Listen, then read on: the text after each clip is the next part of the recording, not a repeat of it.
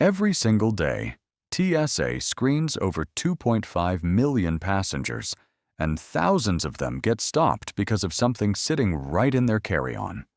Not weapons, not liquids in the obvious sense, but food.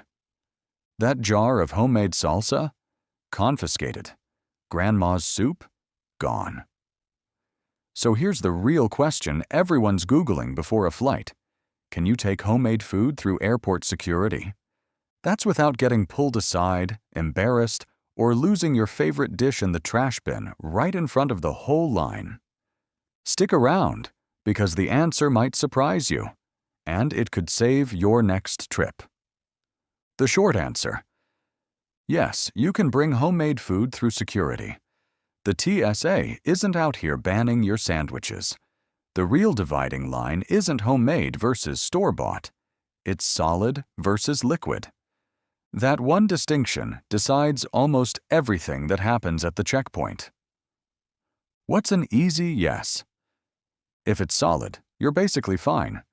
Think sandwiches, wraps, baked goods, pasta salad without a ton of sauce, rice dishes, fruit, cookies, even a whole cake. TSA officers can X-ray solid food easily, so it usually just glides through. Pack it in a container or wrap it well so it doesn't turn into a mess on the belt, and you're good. Cakes are actually a fun example. TSA gets this question a lot, and yes, you can bring a cake.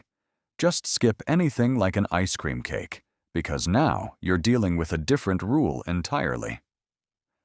Where do people get tripped up? Here's where it gets tricky. Liquids, gels, sauces, and anything spreadable: hummus, yogurt, jam, soup, gravy, salsa. TSA treats all of that the same way it treats your shampoo. That means the 3-1-1 rule kicks in. Each container has to be 3.4 ounces or less, and all of them need to fit inside 1 quart-sized bag. Go over that, and it's either checked baggage or the trash.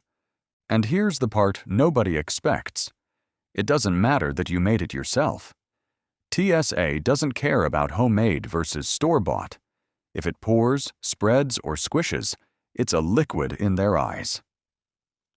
Smart packing tips.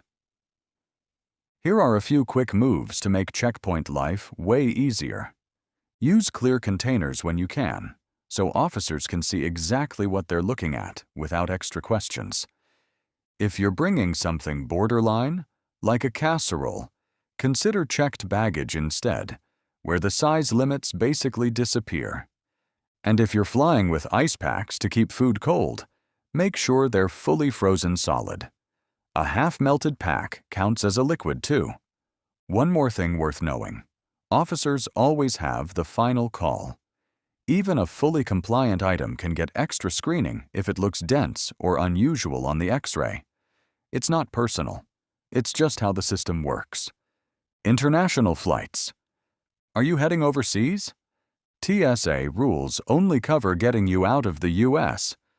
Once you land, customs in your destination country have their own food restrictions, and some are strict. Always check those rules separately before you pack that homemade dish for an international trip. So, the next time you're prepping for a flight and wondering whether you can take homemade food through airport security, remember the rule that actually matters. Solid goes. Liquid needs the small bottle treatment. Pack smart, and your favorite homemade meal makes it to your seat with you, not the trash can. If this saved you from a checkpoint disaster, hit like and subscribe for more travel tips that actually make your next trip easier.